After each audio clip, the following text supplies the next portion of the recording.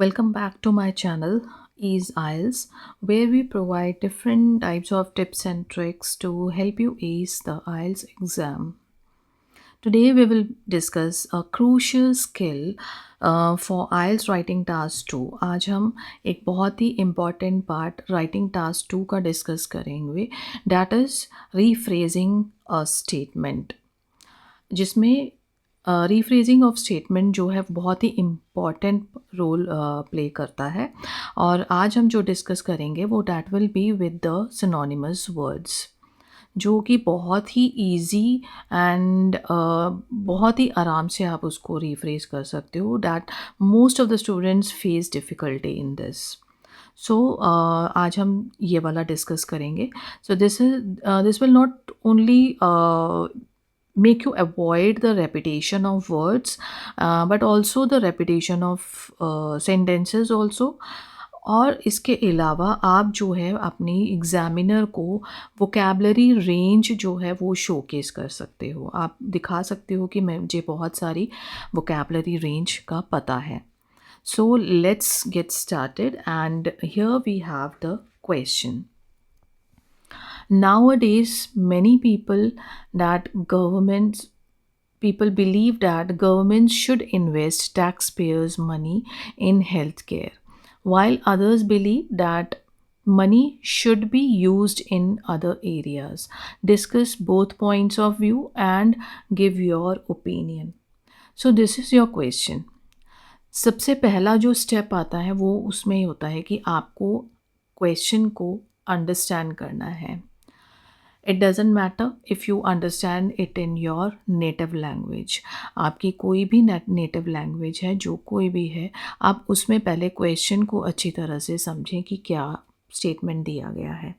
अगर आप वो नहीं समझ पाओगे तो आप जो आंसर है, जो आप उसका आंसर देना चाह रहे हो, वो आप करेक्टली नहीं दे पाओगे। So that is very important to understand the question. Here we have the two main ideas. इस क्वेश्चन में हमारे पास दो मेन आइडियाज़ हैं।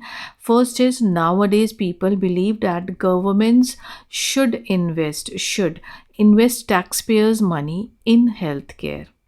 First statement is this.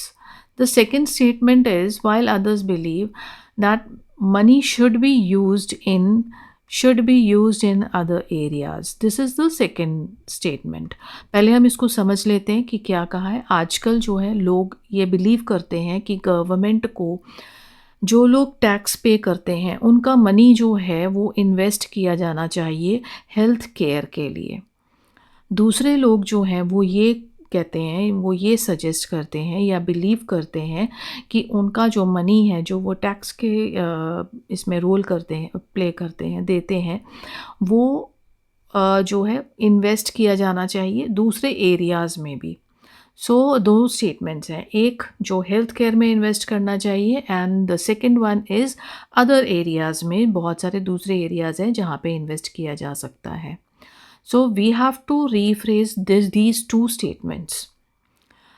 First statement को हम देख लेंगे कैसे रीफ्रेज करते हैं। तो रीफ्रेज करने के लिए सबसे पहले जो आपको करना है कि आप जो स्टेटमेंट, जैसे अभी यहाँ पे फर्स्ट स्टेटमेंट आपको मिला है, तो फर्स्ट स्टेटमेंट है nowadays people believe that government should invest tax payers money in health care. आपने क्या करना है, जब आप पढ़ते हो स्टेटमेंट को तो आपने साथ के साथ अंडरलाइन करना है उन वर्ड्स को जिसको आपको मालूम है कि आप रीफ्रेज कर सकते हो। आपको सिनोनिमस वर्ड्स के साथ आप उनको चेंज कर सकते हो। जैसे यहाँ पे है nowadays people believe that governments invest taxpayers money and healthcare। ये वर्ड्स जो मैंने अंडरलाइन किए हैं that can be rephrased। सो हमने पहले उसको अंडरलाइन करके लिख लिया। अब उसमें हम वर्ड्स को देखेंगे कि कौन से वर्ड्स के साथ आप रिप्लेस कर सकते हो। नाउअडेज जो है वो उसको आप कर सकते हो, करंटली भी लिख सकते हो, इन कंटेम्प्रेरी सोसाइटी आप लिख सकते हो। पीपल जो है वो उसको आप चेंज कर सकते हो मैनी इंडिविजुअल्स के साथ, मैनी सिटीजन्स के साथ आप चेंज कर सकते हो। गवर्नमेंट शुड इन्वेस्ट, इस फ्रेज़ को आप यूज़ कर सकते हो। कैसे चेंज करोगे, अथॉरिटीज़ ऑट टू एलोकेट, यानी कि गवर्नमेंट्स के लिए हमने चेंज किया अथॉरिटीज़ में, शुड को हमने किया ऑट टू में, इन्वेस्ट की जगह पे हमने लिखा एलोकेट। तो ये वर्ड्स आप चेंज कर सकते हो। मनी को आप चेंज कर सकते हो फंड्स के साथ। हेल्थ केयर जो है वो उसको आप रिप्लेस कर सकते हो हेल्थ सर्विसेज के साथ या फिर हेल्थ रिलेटेड सर्विसेज के साथ। अब हमें ये पता लग गया कि जो स्टेटमेंट हमें दी गई है उसमें हम वर्ड्स कौन से चेंज कर सकते हैं। हमने उनको अंडरलाइन किया and then we have changed the words. Now when we have changed the words we have changed the statements also. But the important thing is कि जब हम रिफ्रेज कर रहे हैं सिनोनिमस वर्ड्स के साथ तो we have not changed the meaning of the statement. Meaning जो दोनों स्टेटमेंट्स की है वो सेम रहेगी, आपने उसको चेंज नहीं करना है। तो हमारा अब क्या बना है, नाउअडेज की जगह हमने करेंटली लिखा तो उससे स्टेटमेंट हमारा क्या बनेगा, currently many individuals argue that authorities ought to allocate public funds towards health services. तो ये हमारा जो है स्टेटमेंट चेंज हो गया फर्स्ट वाला। अब हम सेकेंड स्टेटमेंट को लेंगे। Second statement is while others believe that money should be used in other areas. अब हम इस स्टेटमेंट में देखेंगे कि कौन से हम वर्ड्स जो हैं वो चेंज कर सकते हैं। जो पहला है हमारा वाइल अदर्स बिलीव, इसको हम चेंज कर सकते हैं वाइल्स्ट अदर्स कंटेंट। सेकेंड है हमारा money should be use in other areas, these resources should be directed towards different sectors में चेंज कर सकते हो आप। नाउ वी नो कि हम इन वर्ड्स को चेंज कर सकते हैं। नाउ उसको हम सेंटेंस को चेंज करेंगे। कैसे करेंगे, while others content that these resources should be directed towards different sectors. हमने वही वर्ड्स जो सिनोनिमस हमने यूज़ किए हैं उन्हीं के साथ में एक स्टेटमेंट को बना दिया। But remember we are not changing the meaning of the statement. तो उसको वहीं पे रखना है, जो स्टेटमेंट है उसका मीनिंग चेंज नहीं होना चाहिए किसी भी कीमत पे। सो नाउ हमारा जो फुल रीफ्रेज्ड स्टेटमेंट है वो हमारा क्या बनेगा। फुल रीफ्रेज स्टेटमेंट क्या चेंज हो रहा है हमारा अब। Currently, many individuals argue that authorities ought to allocate public funds towards health services, whilst others contend that these resources should be directed towards different sectors. सो हमने जो दोनों स्टेटमेंट्स को हमने ऊपर चेंज किया था सिनोनिमस वर्ड्स के साथ, वही हमने उसको फुल रीफ्रेज कर दिया फाइनल स्टेटमेंट के साथ। But the meaning is not change. ऊपर जो हमने ये स्टेटमेंट हमें जो क्वेश्चन में दी गई थी वही हमारी स्टेटमेंट यहाँ पर भी है as it is. So you have to remember that this is the very easiest way to rephrase your statement. बहुत सारे बच्चों को डिफ़िकल्टी आती है क्योंकि ये स्टार्ट पॉइंट होता है ऐसे को स्टार्ट करने का, तो वो सबसे पहले रीफ्रेजिंग ही लिखना है आपको।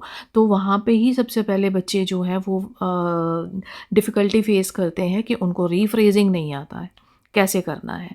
तो one of the way is this with the synonymous words. We will discuss with the other types also, ways also, लेकिन ये जो है वो सबसे ईजीएस्ट है। तो आपका ये जो फाइनल रीफ्रेज स्टेटमेंट है वो इस तरह से बन जाता है। Now we have the some tips that you can effectively use it and to rephrase the IELTS essays. First is identify the key terms. जब भी हमने सबसे पहले हमने यही बोला था कि जब आप स्टेटमेंट को पढ़ते हो तो आपने उन वर्ड्स को अंडरलाइन कर लेना है जिन वर्ड्स को आप सिनोनिमस वर्ड्स के साथ चेंज कर सकते हो। एंड वही यहाँ पे है इम्पॉर्टेंट फ्रेजेस एंड टर्म्स आपको अंडरलाइन कर लेना है that can be replaced with the synonymous. Now जब हमने उसको वर्ड्स को सिनोनिमस वर्ड्स के साथ चेंज कर दिया, now you have to make the sentences. So use the proper structure, grammatical structure को प्रॉपर होना चाहिए। जैसे कि for example change active voice to passive voice. If the question is given in the active voice, then you can change it into the passive voice, and if it is given in the passive voice, you can change it into the active voice. There are other ways, but you can change it in this way also. So use different forms. किस तरह से और रिफ्रेजिंग हो सकती है different forms of words को use करके, like nouns को आप यूज़ कर सकते हो एज अ फॉर्म, वर्ब्स में कन्वर्ट करके, एडजेक्टिव्स को आप एडवर्ब्स में कन्वर्ट करके भी रिफ्रेज कर सकते हैं. Practice regularly. The final main point that is regular practice से ही जो है वो आपको वोकैबलरी इन्हांस होगी आपकी, एंड आपको सिनोनिमस वर्ड्स भी जो हैं वो आप लर्न कर पाओगे quickly without cramming it. Synonymous words को आप क्रैम नहीं कर सकते हो, तो इस वे में आप जो है उसको अच्छी तरह से याद रख पाओगे. So now you have some techniques to rephrase statements using synonymous. So I encourage you to practice with different prompts or questions. The more you do this, the more confident you will become in your writing skills. So if you found this video helpful and useful, kindly give it a like and subscribe to our channel for additional tips and strategies to excel in the IELTS. Be sure to leave a comment below with your rephrased statements of any questions regarding the IELTS writing process. Enjoy your study sessions and good luck on your upcoming exam. Thank you.